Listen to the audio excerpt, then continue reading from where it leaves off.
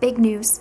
I just finished reading my 101st book for item number 1 of my 101 list, which is to read 101 books off my Goodreads to read list.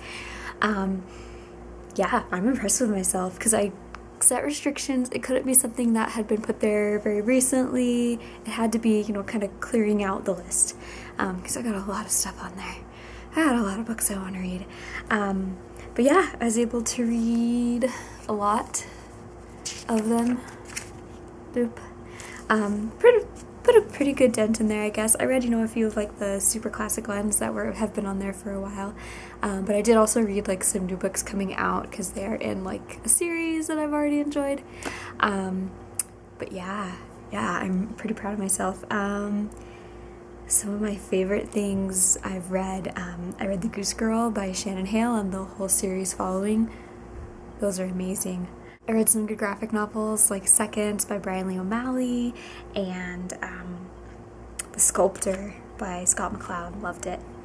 El Defo was also really cute. I read like the whole second series of the Percy Jackson books where they go to Rome and there's Rome and Greek. Also very interesting. Maybe not quite as enjoyable as the first series, but still good. Some books I've been reading for a while, you know, The Graveyard Book. I read Jane Eyre finally. I read some books that my mom gave me to read. I read a couple really thick books too. I mean, I read The Pella Book by Sei Shonagon all the way through. I loved it. I read Joseph Smith Repstone Rolling, which is seriously like 500 or 600 pages, but it was really informative. Really informative.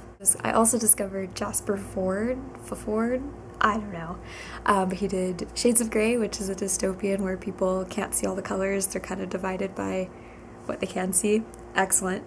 And then I read The Eyre Affair shortly after reading Jane Eyre, which is about a literary detective who kind of can travel through books and stuff. Books are really important in this alternate reality. Really splendid. I read some self-helpy type books too because I love them. Daring Greatly by Brene Brown, super great.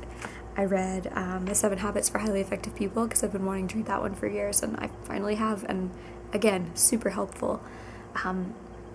I don't know, you just get on this kind of high after you've read a book like that. You want to change and do things, but it's also made me realize that I need to like reread them regularly.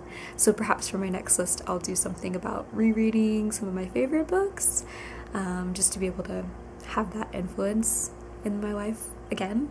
I read Northanger Abbey, which is probably the best Jane Austen book. Well, I've only read 2 of them, but it's definitely my favorite.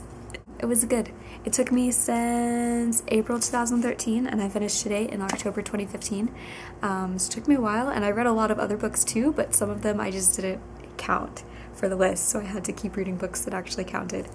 Oh, and the last book I read was The Year of Living Biblically. Loved it. Loved it. And Man's Search for Meaning, that one was really good too. Ugh, man.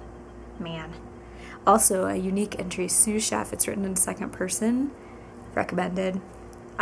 Man, so many books. I just love books. I love them.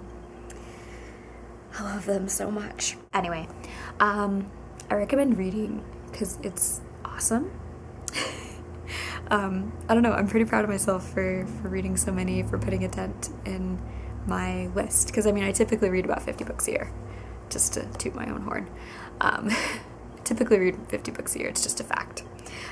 So 101 was feasible, but 101 off my list was a little harder. So I'm proud of myself for getting it done and glad that I can check it off.